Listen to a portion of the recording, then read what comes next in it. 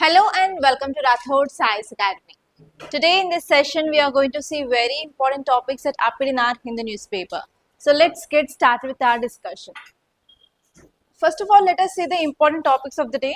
There are many articles which are there in our newspaper. Okay, from our UPSC point of view, let us see those. First topic is India's Russian oil imports at 6th-month high in November. In November month, there is a very high imports of oil from Russia, and this topic is important from International Relations from GS paper 2. And next topic is Center to allow multiple airports in major cities, says Civil Aviation Minister.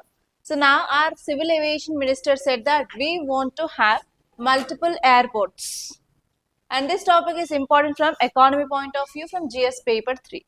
And next topic is olive readily deaths rise concern as new nesting season begins in AP. In AP, the new nesting season for this olive readily is going to begin, but there is a very high rate of deaths of this olive readily turtles are seen. So it is a big cause of concern, and this topic is important from environment and ecology from GS paper 3. The next topic is Venezuela crisis unlikely to hit India's energy security. So this article is saying that US is attacking Venezuela. So because of this, it is going to impact our energy security. And this topic is important from your GS paper 3 under economy point of view. And next topic is Rajnath Singh to commission new Coast Guard ship today. So here they are going to commission one new Coast Guard ship, and we have to see the details of this ship, and this is very important from your security point of view and even from environment and ecology point of view from GS paper 3. And next topic is hubris and caution, China's posture as 2026 begins. So here hubris is nothing but it is having very high self-confidence. And here we have to say about what are the problems faced by this China and even the why it is confident. And this topic is important from GS paper 2 from IR. And next topic is high and dry. So already we discussed about this topic regarding GS paper 2 under garment. So we have to just see what is that. And next topic is India loses 0.4% of its GDP every year to natural disasters. There are high rate of natural disasters that are happening in India. Because of this, every year India is losing 0.4% of its GDP. So this topic is important from your economy and even from disaster management point of view from GS paper 3. So all these are the articles that we are going to discuss in this class. Okay, first look at the title, India's Russian oil imports at 6-month high in November. Okay, if you see this infographic, you can understand, yes, there is increasing of imports of oil from Russia in this November 2025. It is around 7.7. In month of October it is 7.2, and in month of September it is 6.6. But now in this September and October, what happened here is US came up with this Russian Sanction Act, and US said that we are going to impose 50% of tariff on Indian goods. So because of this, in the month of September it is low. But by this November 2025, again our imports from this Russia increased. So now let us see what exactly this article is saying and what is the impact, everything. India's imports of Russian oil reached to 6-month high in month of November 2025. If you see here, there is increased oil, right? So in volume point of view and as well as in value point of view, in this both areas, there is increased oil imports. And if you see what is happening across the world, we have geopolitical tensions and even trade tensions are happening. Despite of this, there is increased oil imports from Russia. That is about this context. Okay, if you say about the facts regarding India's oil imports and as well as volume of oil that we import, in the month of November, Russia supplied 7.7 million tons of oil, and it is around 35.1% of our total oil imports. So what are the oil we are importing from other countries? So from this Russia itself, we got around 35.1% of oil imports. And if you see in the terms of value, it is around $3.7 billion. And it represents 34% of India's overall oil import bill. So whatever the amount that we are paying for this oil import, so we paid around 34%. And we bought 35.1% of oil from Russia. And other countries from which we are importing oil is US import hit 2.8 million tons and the value of US oil import is $1.4 billion. And the next one here is you have to make the list of the countries from which we are importing oil. Very important. So this year you may get a question in this way. Consider the following countries from which above the countries we are importing oil. So in that way you may get a question regarding crude oil imports this year. And what is the impact here? Whatever the oil that we are importing from this Russia, Russia is providing it a discounted price. So because of this, what happens? What will be the impact if we are importing more and more oil from Russia? So we will pay less amount compared to that of other countries. So that what happens? We can save our forex reserves and even we can ensure our energy security. And not only that, here we can decrease the trade deficit. So these are the overall advantages of importing of this oil from this Russia, guys. And even we can control the oil price in India. So if you are controlling this petrol and diesel prices, obviously we can control overall goods and services price in our country. That is nothing but inflation also we can control. Okay, say this next article, guys. Title says Center to allow multiple airports in major cities, says our Civil Aviation Minister. So here, if you see this title of this article, our Civil Aviation Minister is saying that we want to operate multiple airports in major cities. In major cities, we are going to have more airports. So why we have to have more number of airports now? What is the reason behind it? Is there any need of increasing of airports? If we want to achieve this target of Viksit Bharat, obviously we need to have good development, infrastructure, everything. So for that we need this airports. And next one here is there any increasing of air traffic? Not only on roads, even railways, there is increased air traffic. So because of this, we need to have multiple airports so that we can maintain this proper air traffic. And next, any other things? Why we need this airports? Come on. Overall development of our country. Next. Come on, think. Okay, now let us see this article. Indian government is planning to revise its aviation policy. And in this aviation policy now, our government is going to allow multiple airports within 150 kilometers of radius in major cities. In major cities in India, within 150-kilometer radius, we want to operate multiple airports. Because what are the reasons here is, there is increasing of air passenger traffic and even infrastructure development is not happening to the point in our country. So because of this infrastructure saturation and increasing of air passenger traffic, we need to increase the number of airports in major cities.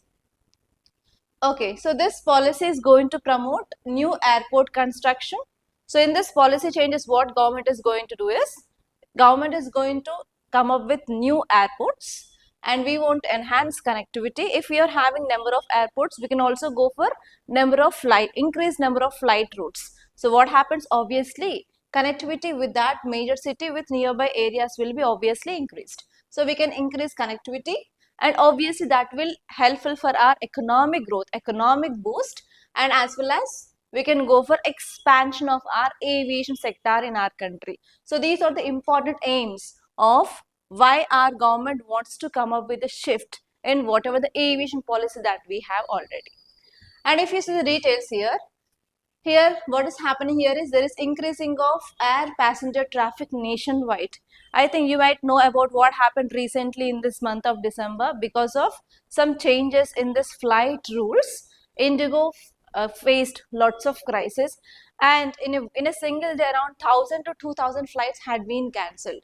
And you have seen in the news also like how the passengers are facing problems because of this cancellation and rescheduling of flights, everything. So here because of that increasing of air passenger traffic, now what is happening here? Whatever the capacity of our airports are there, they are not meeting the demands of this increased air passengers. So because of this, now we want to increase the number of airports. And this one is we have to accommodate growing demand by allowing multiple facilities in close proximity. So whenever we are having multiple airports in a single city, what happens? The people, wherever they are closer to, wherever they are living closer to which airport, they can get the services from their nearby proximity, so that we can improve services for this people. And next one here is, we want to promote aviation infrastructure. And recently, you know that Air India crash happened in month of May, right? June. Okay, in the month of June, Air India crash happened. So here what happened, because of that crash, we understood that there are lots of loopholes in our aviation sector. So we want to upgrade all those things. And this one here is, now if you take the different modes of transport like roadways, railways, they are connecting the remote areas. But airways are not connecting to the remote areas. Again, it is a one important challenge. So we want to overcome that challenge. Whenever we are increasing the number of airports, obviously we can connect with the remote areas as well. That will promote regional development. Okay, yeah, that is the thing, guys. And what is the impact of increasing of number of airports? First one is, obviously we can improve trade, and as well as we can improve our exports to other countries as well. And this one is, obviously, if you are having proper airports, we can also attract more number of tourists. So we can boost our tourism sector in our country. And this one is, obviously we can expand our infrastructure, and even we can create direct and as well as indirect employment opportunities in our country. And next one here is, we can also boost our industrial progress and as well as regional development. Okay, that is the thing, guys. And even aviation sector growth can be seen, and regional development like North Andhra, urbanization, economic upliftment. Yeah, so these can be done because of this increasing of number of airports. And see this next article, guys. So this article is talking about olive readily deaths raise concern as new nesting season begins in AP. Okay, every year you will see this kind of articles related to olive readily turtles, and for again 1 to 1.5 months you will be seeing continuous articles related to this olive readily turtles. So you have to make notes of what is this olive readily turtles. That's it, guys. So you may get a question, and UPSC has a tendency to ask question regarding any species which is in news. So how can you expect a question is, consider the following statements regarding olive readily, and they'll give you 2 to 3 statements, and they may ask you which of the above are correct or incorrect. And next type of question is, olive readily turtle is seen in news. What is its conservation category status? In this way also UPSC can ask a question. And actually this article is, it is talking about nesting season in AP. So you may get a question in this way. Olive readily is famously seen in news, and it is famous for this mass nesting. And which of the following state we can say this mass nesting of this olive readily turtle? So like that also you may get a question regarding this olive readily. If you see this PYQs, many a times UPSC asked question directly related to this olive readily turtles. Okay, now if you see this article, what it is saying is, we are going to have this nesting season of this olive readily turtles, and it is seen along this coast of Odisha in this Vishakhapatnam beaches. But now what happened here is discovery of turtle caresses. Caresses nothing but dead bodies of these turtles is seen on the shore. So because of this now lots of concerns which are raising related to this conservation of this olive readily turtles. Because of this it is in news.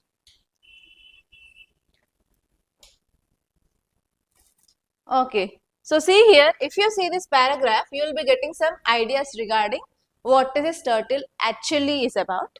So experts said that turtles need to surface for breathing every 40 to 45 minutes. So every 40 to 45 minutes, these turtles has to come to the surface so that they can take the breath, and they can drown if caught in fishing nets. They called for stricter enforcement of Andhra Pradesh Marine Fishing Regulation Act. So what is the problem? Why there is dead bodies which is seen on the shore here is because of this fishing nets. So if this turtle is floating or like swimming in the water, it will be coming onto the surface of water for every 45 to 40 minutes like that. But if they had been stuck in this fishing net, they cannot come up. So because of this, what happened? If they are not getting proper breathing, proper oxygen, obviously they'll die. So here, because of this now, conservationist, environmental activists are saying that we need to have the stricter enforcement of act. What is that act in AP? Andhra Pradesh Marine Fishing Regulation Act. And even we have to control this illegal fishing within 8 kilometers of coast. That is the thing which mainly said here, guys. Okay, now let us see some facts regarding this olive redley turtle.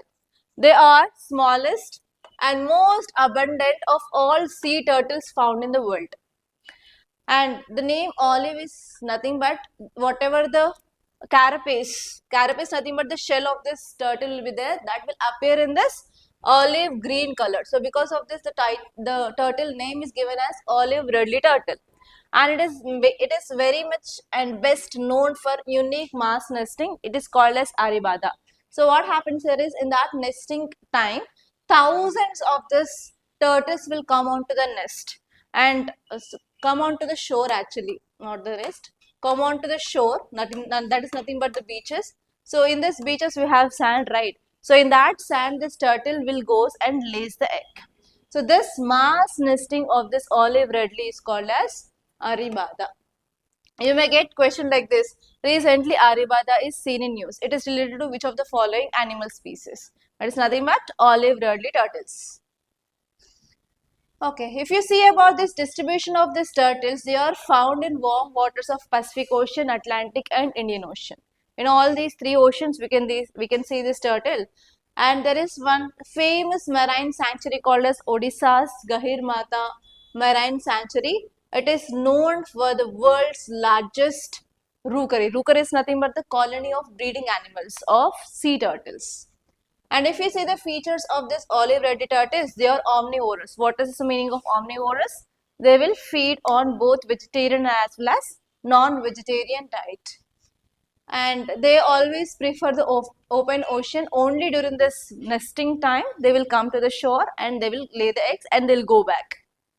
If you see the conservation status of this olive redley turtle, in IUCN Red List, they listed under vulnerable category, and they are protected under Schedule 1 of Wildlife Protection Act, and even they were listed under Appendix 1 of CITES. Okay, let us see the next article. Title says Venezuela crisis unlikely to hit India's energy security. What is the meaning of unlikely? It is not going to affect. Okay, so here how can you get a question? From this Venezuela also, India is importing oil. So here you have to know about from which countries India is getting oil. That is the one important thing.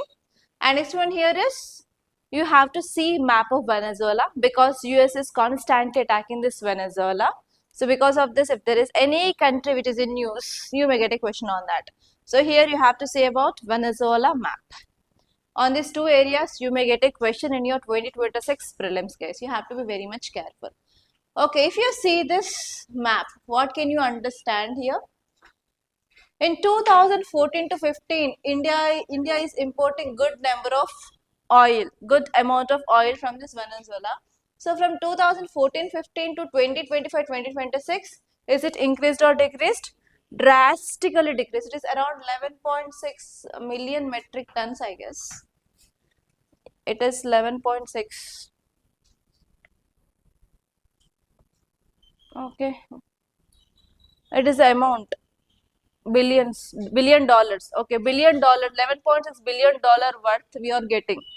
We got from this Venezuela in 2014 to 15, and in 2025 to 2026 we reduced it to 0.26.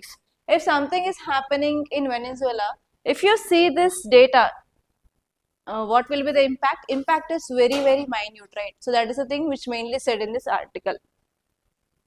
Okay, now let us see what exactly this article is saying. US military is doing strikes on Venezuela, including the capture of president also. Because of this, now whatever the oil we are getting from this Venezuela will be getting decreased. So even though it is decreased, we are not going to get that much a big problem. That is about this article, guys.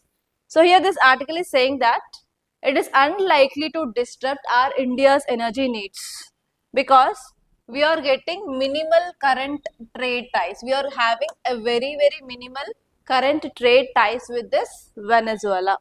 We reduced our imports. Okay, and even this global oil market dynamics is not going to impact India, because of this US attacks on Venezuela. So that is the thing which mainly said here, nothing more than that. So here you have to see one important fact. So we are getting just 0.3 percentage of our total oil imports from Venezuela. And next one here is Venezuela represents 3.5 percentage of OPEC's total oil exports. And Venezuela will be exporting 1 percentage of global oil supplies.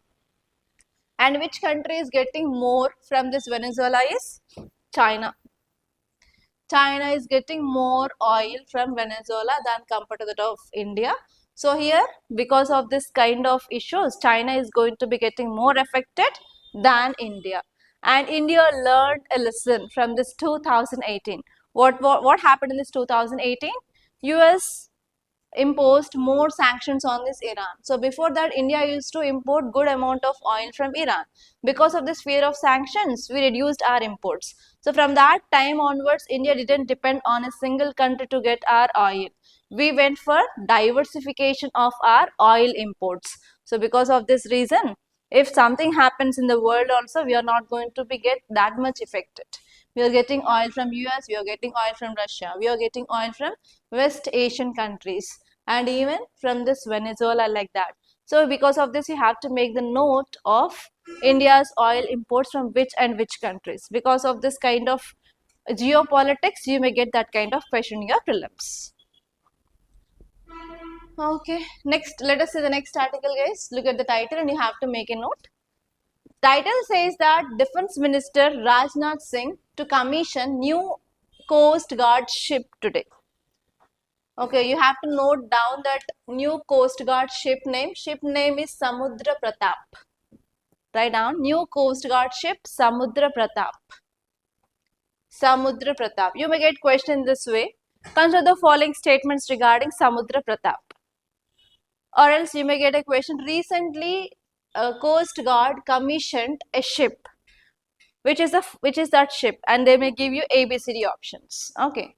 So actually, what is the importance of this ship? Why we need this Samudra Pratap is, it is a first of two pollution control vessels. Actually, Indian Coast Guard wants to commission two ships, and that ship should focus on pollution. Why only now our Coast Guard is focusing on pollution? Recently, what happened in 2025? And in this coast of Kerala, the ships had drowned. Yes or no? So because of that, we had oil spill. We had thermoplastic nodules along this coast of Kerala, and it created lot of chaos in our environment. So because of this, protecting of our 11,098 kilometers is also very, very important for our Coast Guard. So for that reason, our Coast Guard want to commission two pollution control vessels. In that two pollution control vessels, first one is Samudra Pratap. Okay, so what are the special features which are there for this ship and how this ship is useful here is, it is equipped with advanced systems so that it can detect oil spills, and even it will provide comprehensive pollution response operations within our exclusive economic zone. What is this exclusive economic zone? If we have territories on the land, we can have a demarcation so that we can say that this is my country, this is that country, this is this country, like that. We can have the border. But what happens in this water here is, there is no definite border in our water. For that, we have United Nations Convention of Law of Seas. What it says? It says about the territorial jurisdiction of that country in the water. Okay. So according to this clause, if this is a baseline, from this baseline 12 kilometers, that area, 12 nautical miles, that area comes under internal water. And from here to 12, it comes under territorial region. And from baseline till 200 nautical miles, that water will comes under the jurisdiction of that country. That 200 nautical miles area from this coast is called as exclusive economic zone. Okay. So here this ship is going to do operations in our exclusive economic zone. And this ship is also having high precision. It can also recover pollutants from oil, and it can also analyze which kind of contaminants are there in the water, and it can also separate oil from the contaminated water. Okay, so these are the some special features of this ship. And India is having a very huge coastline, and we are going to have this kind of future effects like oil spill, because we are importing most of the oil from other countries and we are using the sea route. If there is any accident to that ship which is bringing this oil, that happens means obviously it will leads to this oil spill. What is oil spill? Oil spill is nothing but if there is any accident which happens, what happens if that container is carrying oil, that will be spilling into the water. Because of this density difference, always oil will float on the water.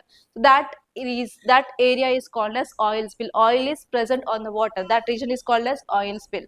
And if you want to remove that, we need to have this kind of advanced ships.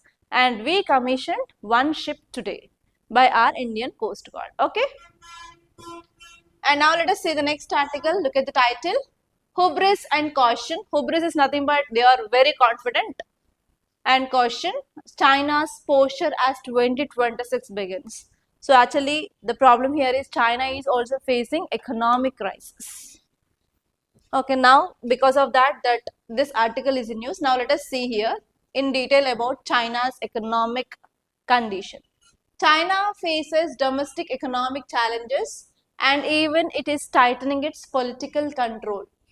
But it is showing confidence abroad because China is having good influence in this Indo-Pacific region and China is having good command on different countries' things also. So because of this, it is showing confidence. But inside China, it is facing economic crisis and even the political control is also tightening in this China. Okay, now let us see here what are the details regarding this. If you see about this problems of China, it is having economic challenges, but even though it is having a strategic confidence. Why? Because even though there is slowdown of growth and weak economic or weak domestic demand, but it is showing that it is having momentum because it is having good exports base in the different countries. So it will be driving the economic growth. Even there is no demand in our country. For example, if you take India as example, even though in our country if there is no good consumption of goods, if you are exporting to other countries, obviously what happened? We can show the growth. We can show that our GDP is good.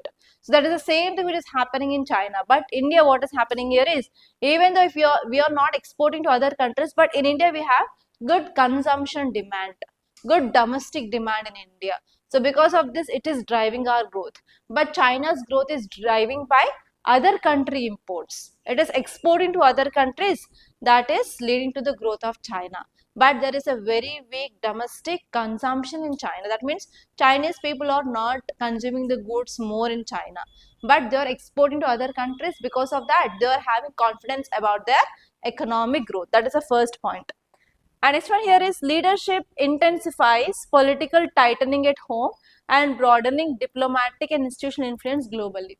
So what is happening in China here is the control of the political things is tightening in China, but outside China they are increasing their influence.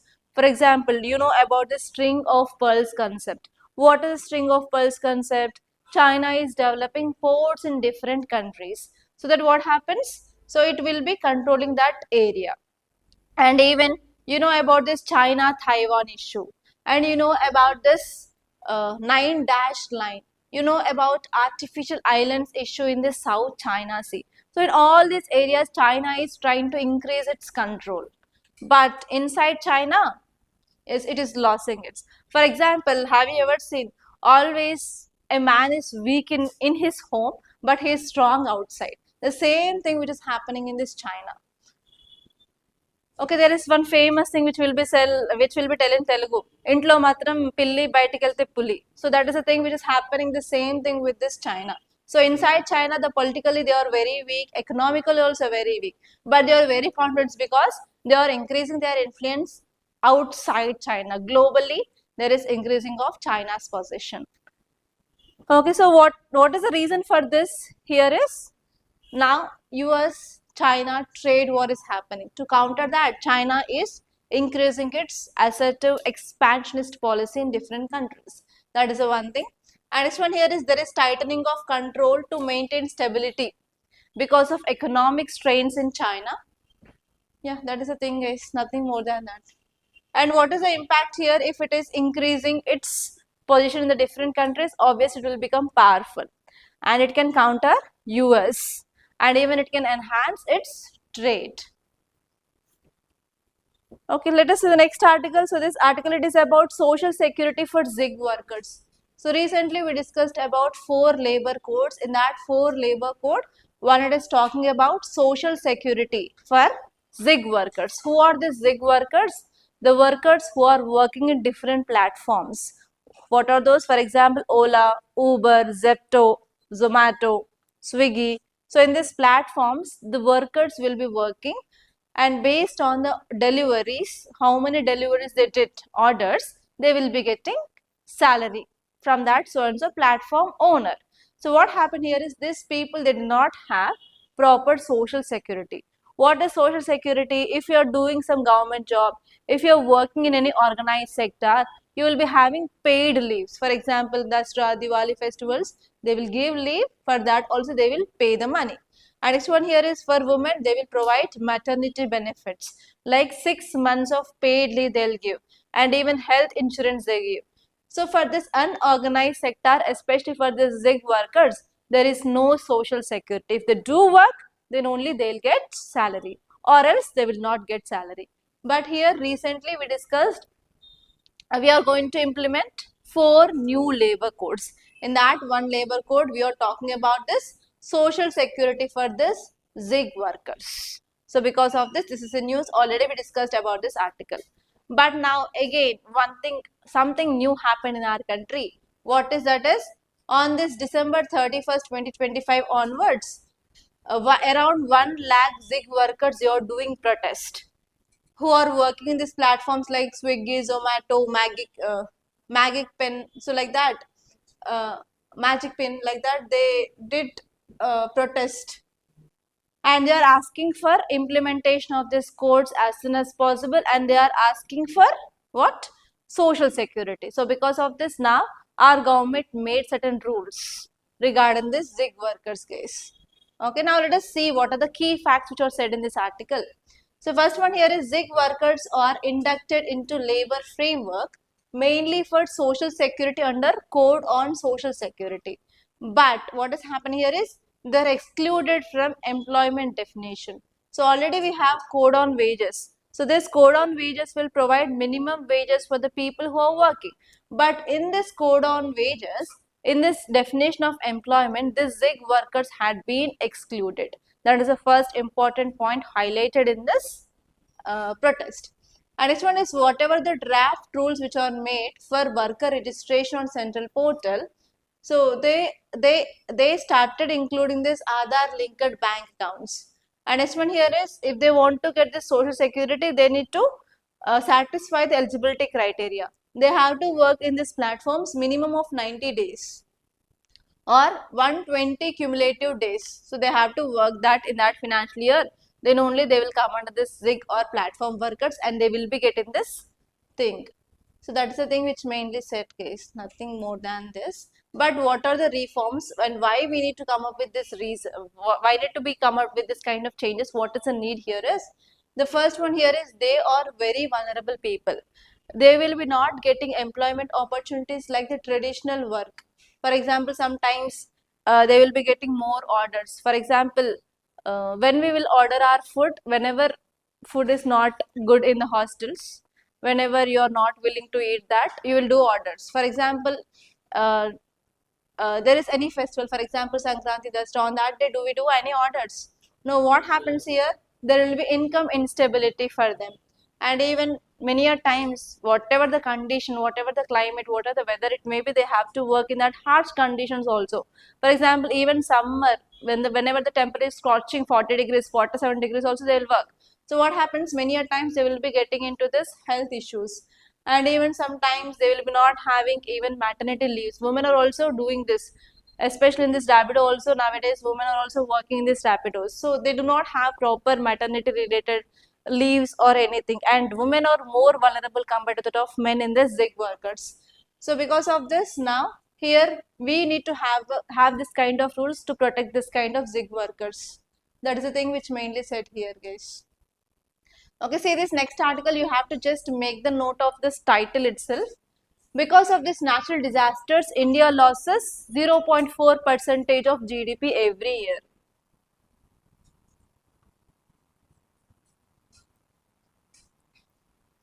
So in this first paragraph, they are saying that emerging Asian economies like India, China, they are facing threat from these natural disasters. There is increasing of frequency. What is frequency? The number of times it is happening is increasing, and even intensity is also increasing. Because of increasing of frequency and as well as intensity, now we are facing this kind of problems. And these regions, India and as well as China, they had an average of 100 disasters annually. And because of this 100 disasters, it will be affecting around 80 million people. And which kind of disasters we can see in India? Floods and as well as storms. And next one is tropical cyclones. Here you can see storms, droughts, earthquakes, floods and volcanic activity.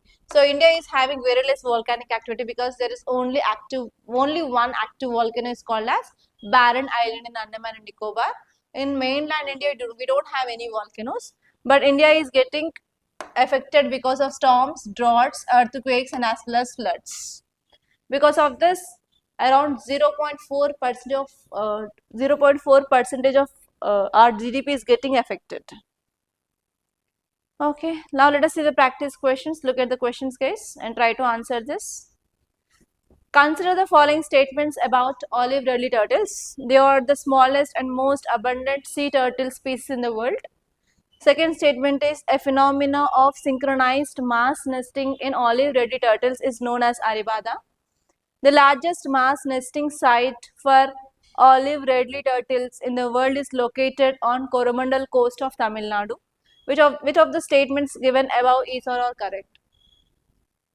Come on, think.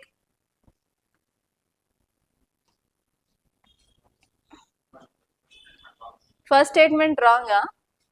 Think. Option A.